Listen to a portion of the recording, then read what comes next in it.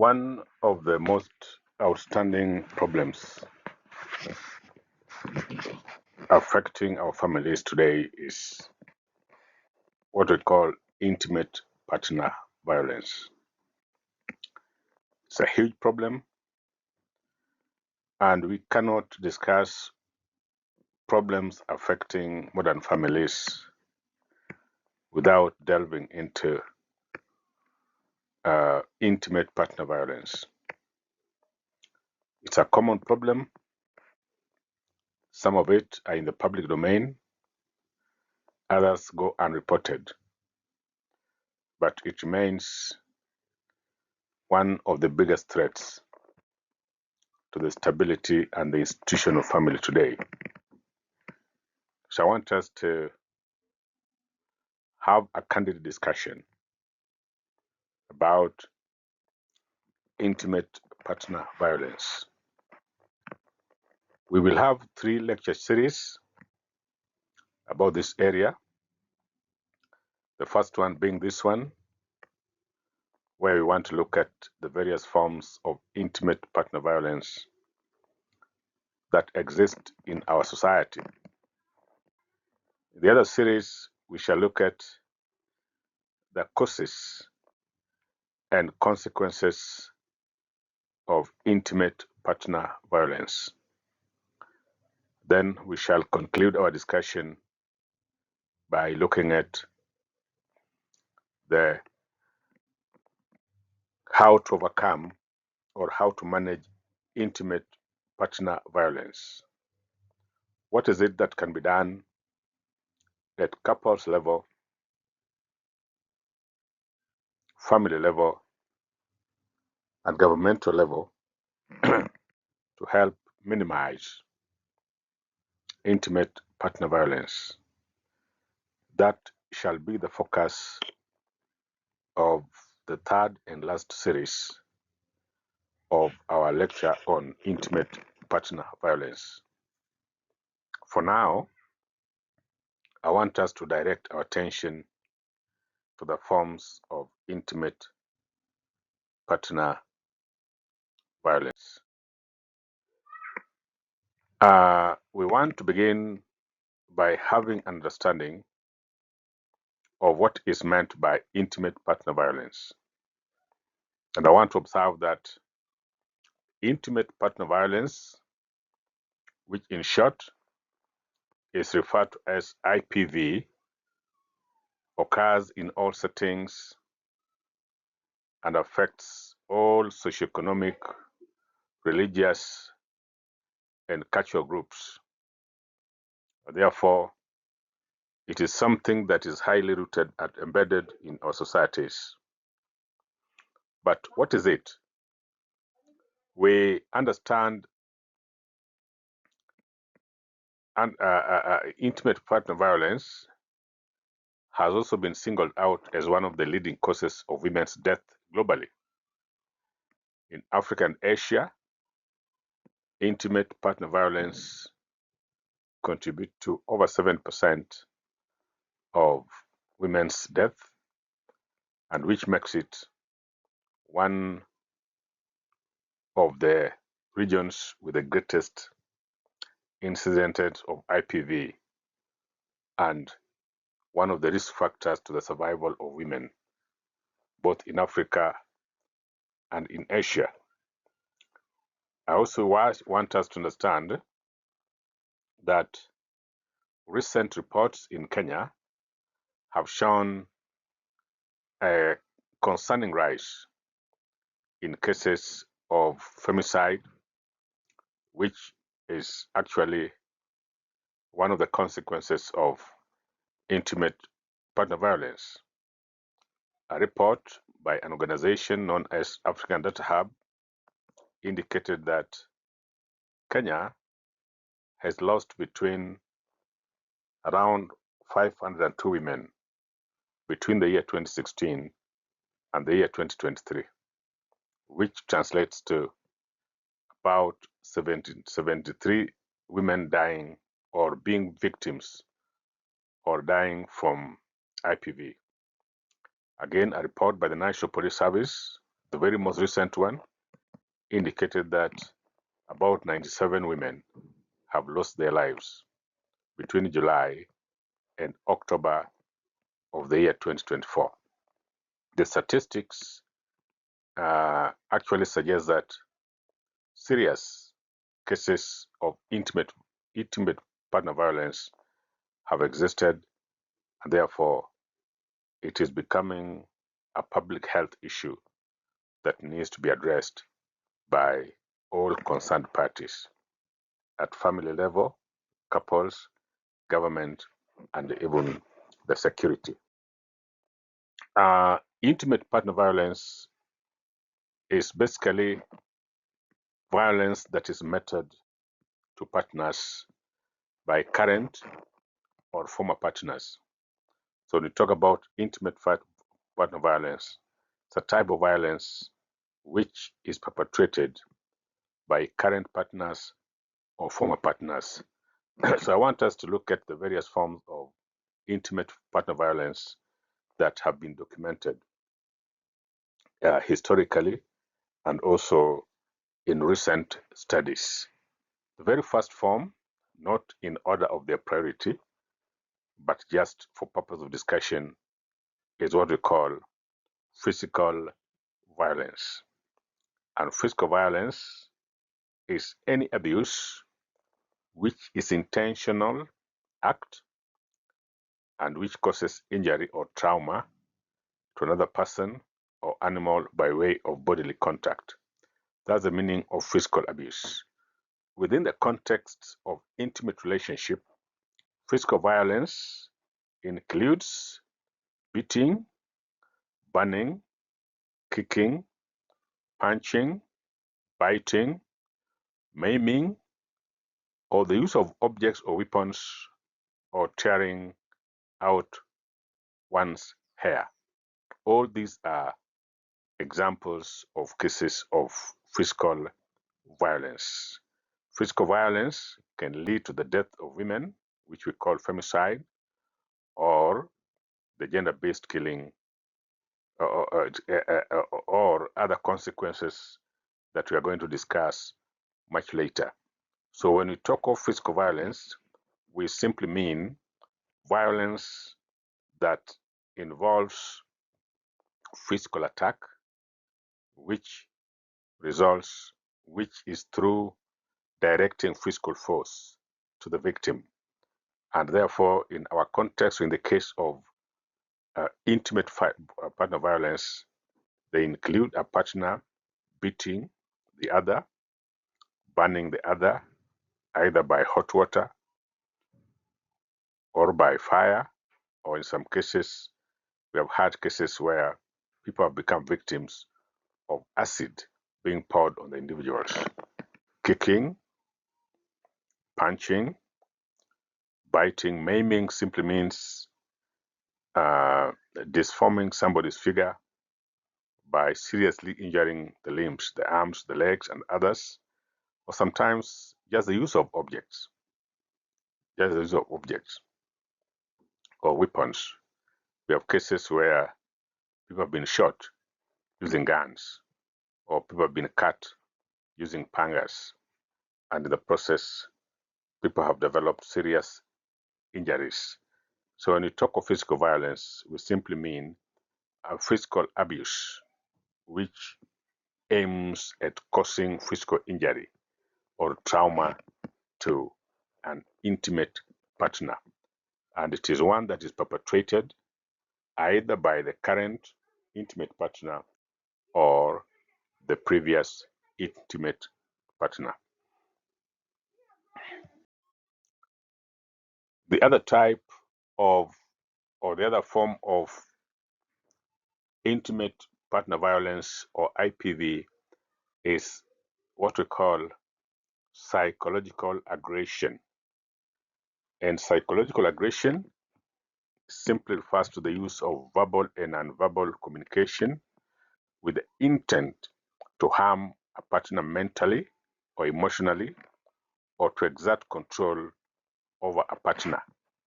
Emotional aggression might include acts such as insults, belittling somebody, constant humiliation, intimidation, threats of harm, and threats to take away children.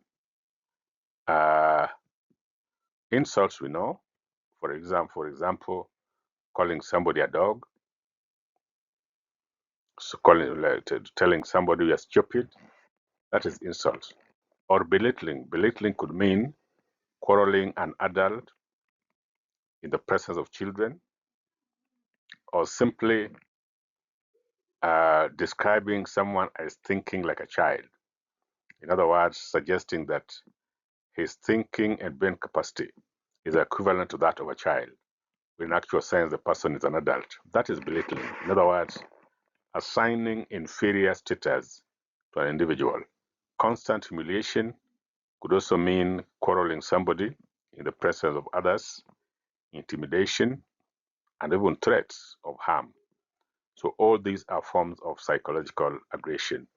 They are not meant, they are meant rather to inflict harm on the mind of the affected person. Here, we differentiate it from physical aggression because physical aggression seeks to hurt somebody physically. But in psychological aggression, the intent is to harm the person emotionally and mentally. Sometimes it might also come in the form of shouting to a person, or swearing, or using unkind remarks. All these are meant to create pain and hurt in the mind of the affected person. We can also have psychological aggression in terms of what we call relational aggression, which means damaging another person's reputation or relationship, including bullying, gossiping about a person, and even playing off with other friends.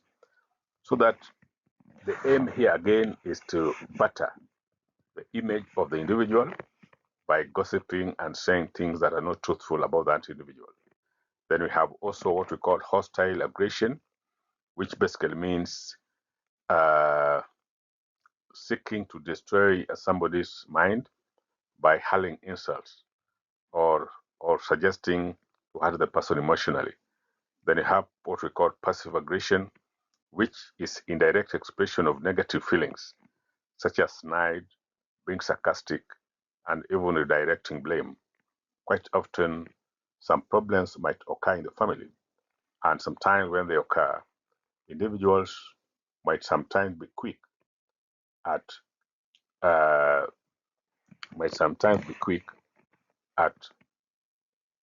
transferring such blames to others instead of taking responsibility.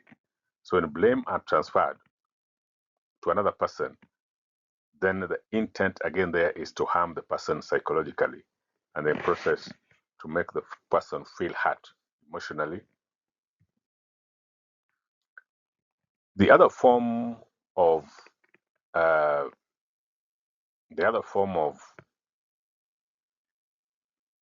intimate partner violence is what we call controlling behaviors.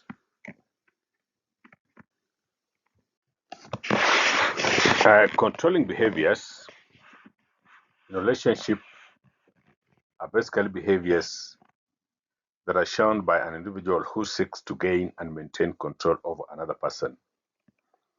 And it comes in different forms, including isolating a person from family and friends, monitoring a person's movements, and restricting access to financial resources, employment, education, or medical care.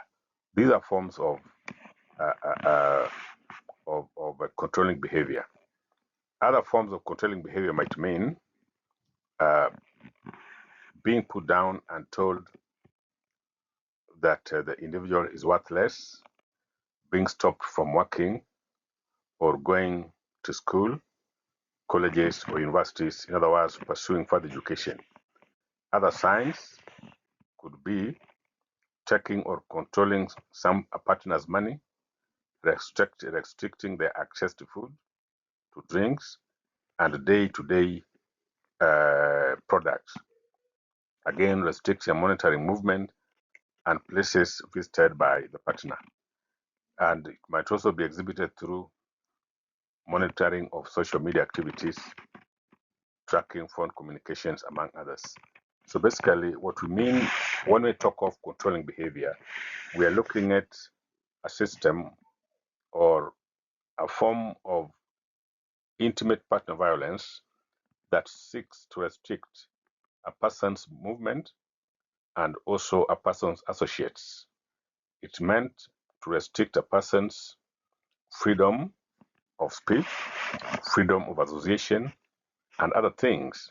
For instance, if a partner insists that his or her partner cannot visit his family members, cannot see his friends, cannot live with his relatives, cannot freely engage in social media, then that is a form of intimate partner violence. So controlling behavior is a very, very serious form of intimate partner violence, although in many cases, people treat it not as a form of violence, but in actual sense it is. Because if an individual is unable to communicate with his friends, associate with people whom he or she thinks can be of help to him, including relatives and friends, then that person completely lacks freedom. And inability to operate freely in itself means that an individual cannot grow socially, cannot grow psychologically, and even sometimes financially. Because if people are being restricted from earning a livelihood, then it is not possible for such individuals to be independent and therefore to grow financially.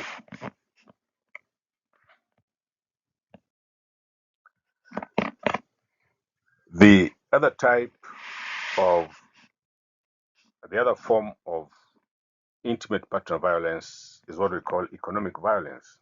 And economic violence refers to any act or behavior which causes economic harm to an individual. Economic violence can take many forms, including property damage. For example, if you take somebody's phone and destroys it, smashes it on the ground or the wall, destroys it, either because you are annoyed that the person is using it or for any other reason, that's economic violence because you are taking that person back in terms of possession of property. When you restrict access to financial resources, for example, you don't want somebody to get employed to earn a living, that is a form of violence, and we call it economic violence. Or when a partner refuses that the other partner cannot pursue education, and because for failure to pursue education, it therefore means that it is undermining the person's ability to earn a livelihood in future. It may also come in the form of maintaining control over joint finances. There are instances where one partner demands that all the monies that the other partner earns is brought to the table, and then he or she decides on how such finances are used without the freedom and input of the person who earned the money. That is economic violence. Or when tracking the person's spending, uh, when people work and earn money, it's expected of them to use such finances to buy things that they consider are valuable. So a case in which a partner is restricted in terms of where, when, and what to buy, as long as this does not have a proper justification, then it will constitute economic violence. Economic violence must also include, like I have mentioned earlier, preventing a partner from working or taking other steps to become financially independent. Financial independence is an important requirement for individuals' personal growth. Like we noted when we were looking at stages of family development, financial independence is important because it enables people to transit from independent stage to the subsequent stages of life in marriage. So pursuit of economic goals is important, and what partners need to do is to see how they can support and facilitate their partners in this regard, rather than placing roadblocks and obstacles that prevent the individual from freely participating in economic pursuit and therefore earning livelihood. The other form of intimate partner violence is what we call sexual violence. And sexual violence simply refers to forcing or attempting to force a partner to take part in a sex act, such as sexual touching or non-physical sexual event, which includes rape. And of course, other forms of sexual violence, some of them are the following. One, sexual assault. Assault occurs when someone either touches another person in a sexual manner without consent or makes another person touch them in a sexual manner without consent. The other one is called spiking. Spiking is when someone puts alcohol or drugs into another person's drink or body without their knowledge or consent to make it easier to engage sexually with them. The other form of sexual violence is what we call indecent exposure. This is when someone shows their genitalia to another person for sexual pleasure or to scare or upset them. Again, this is done without the consent of the concerned individual. Then we have what we call cyber flashing. This is when someone sends a photo or a video of their genitalia to another person without their consent. Then we have what we call stealthing. Occurs when people agree to have a sexual encounter or sexual intercourse with a condom, and then someone either lies about putting it on or removes it without the other partner's permission.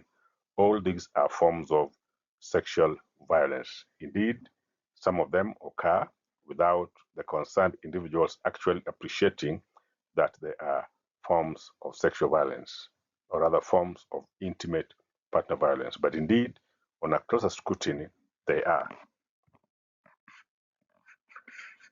The other type or the other form of intimate partner violence is called sexual coercion. And by sexual coercion, we mean behaviors that are intended to maintain power and control in a relationship, which is related to sexual rights and choices.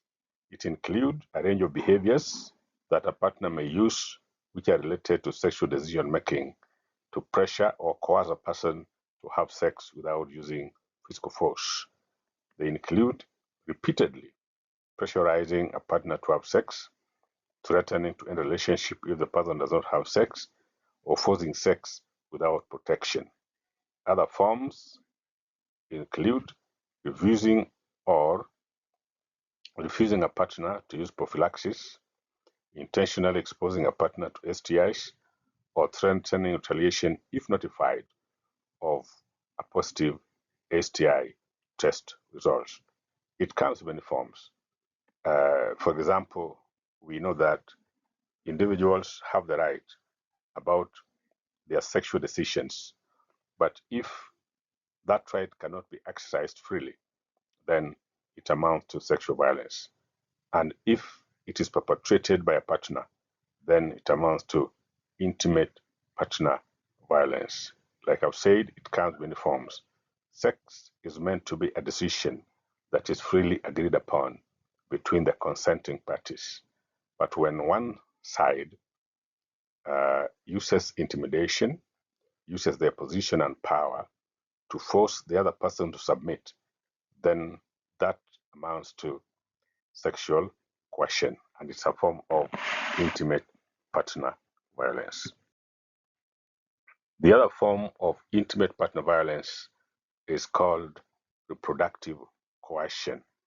And reproductive coercion is a form of intimate partner violence where one person exerts power and control over another person's reproductive health and decisions. And the most common of these reproductive coercion include sabotage of contraceptive methods, pregnancy coercion, and pregnancy pressure. It also includes birth control sabotage, such as interference with the partner's contraceptive method in an attempt to promote pregnancy, and which may include withholding a partner's oral contraceptives, breaking a condom on purpose, or removing a condom during sex, and also removing intrauterine devices, among other birth control methods. Pregnancy pressure involves behavior intended to pressure a female partner to become pregnant when she does not wish to become pregnant. There are also other instances of reproductive coercion, such as threatening to hurt a partner who does not agree to become pregnant, forcing a partner to carry a pregnancy to full term against his or her will, or simply threatening the person to terminate the pregnancy when the person actually wished to carry that pregnancy into full term. So when you talk of reproductive coercion, we simply mean a form of intimate partner violence that is intended to deprive a partner of his or her rights to reproductive health by pressurizing and controlling her to behave in a manner that is against her wishes. We have given several examples. For example, if a man were to insist and that a woman should not use contraception, then that will constitute intimate partner violence under what we call reproductive coercion or coercion. So these forms, there are quite many. Even just insisting on pregnancy in terms of the number of children to be born in a family.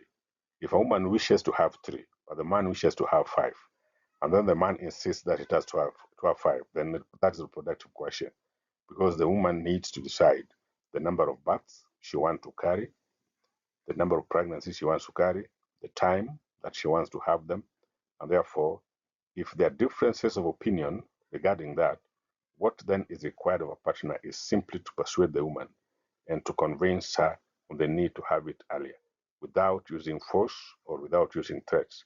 Otherwise, where the slightest threat is noticed, then that is no longer a right. It is force, it is intimidation, and it will constitute an intimate partner violence.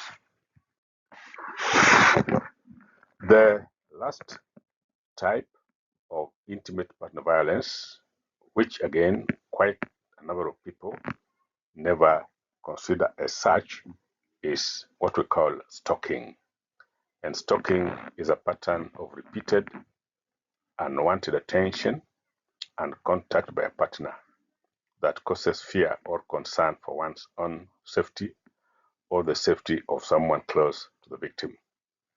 It comes in many forms, so I want us to look at some of the forms of stalking that have been identified in leading literature on reproductive health and intimate partner violence. One of them is what we call rejected stalkers. A rejected stalker is one who follows their victim in order to reverse, correct, or avenge rejection. Going by the term, it means that the person was at first rejected by the lady, but feels that I need to go back. Maybe the relationship ended, and the person needs to go back. And going back, the aim is to either reverse the rejection, correct himself, or avenge the rejection. But again, the person is doing this through force. There's nothing wrong if, for instance, the person wants to reverse or correct the rejection in a peaceful manner. If pressure is not involved, if it involves persuasion and understanding, then it will not constitute stalking. Then we also have what we call resented stalkers. Resented stalker is one who makes a vendetta because of a sense of grievance against the victims, and this is motivated mainly by the desire to frighten and distress the victim. This is a stalker who is not happy, and therefore wants to do everything possible to annoy the person, to test psychologically terrorize the person, and to make the person uncomfortable at all the times. Then we have what we call intimacy seekers. This is a person that intends to establish an intimate and loving relationship with the victim, but is still not coming out properly. And therefore, is going around and using methods that are not clear to obtain contact and approaches that are not clear. That's why we call it stalker. It is because the person is not in any way coming out openly and expressing his or her desire to the victim. Then we have what we call incompetent suitors. This is simply a person who is unable to win a woman's heart or a man's heart, and therefore trying to use other means, which we call stalking, to intimidate the individual, so that despite poor social or courting skills, the person feels that the person remains fixated or feels a sense of entitlement to an intimate relationship. The intimacy should be won, should be earned through persuasion. But there are instances where the person is not able and still feels that he needs to win the person by using other means that are not acceptable. Let us look at some of the examples of stalking behavior. One of them includes repeated unwanted communication. So that if you make several communication that the other partner is not willing, or does not want, that constitutes stalking, making so many calls that are not being answered. At the moment you realize that the calls are not being received favorably, but you still insist, you are engaging in stalking, or giving gifts without the consent of the recipient, right? Sometimes gifts are important, but when you are giving them without the person's consent, perhaps with a view to winning over the individual, that's also stalking. Or showing up in places when the victim does not want to be seen, that's also stalking, and therefore those amounts to violence. Or sneaking into the victim's home without the consent and permission of the concerned individual, that too is stalking. So we have looked at the various forms of intimate partner violence. They may not be the only ones, but they are the major ones. So we might have suffered through or been victims of some of these forms without necessarily knowing that they constitute intimate partner violence. So I think that information is important so that we do not suffer in silence or we do not suffer through ignorance. I want to thank you for your time and wish to state again that anybody with any issue that needs further clarification, kindly note it down and then raise it either in the comment section or when we meet. Thank you so much.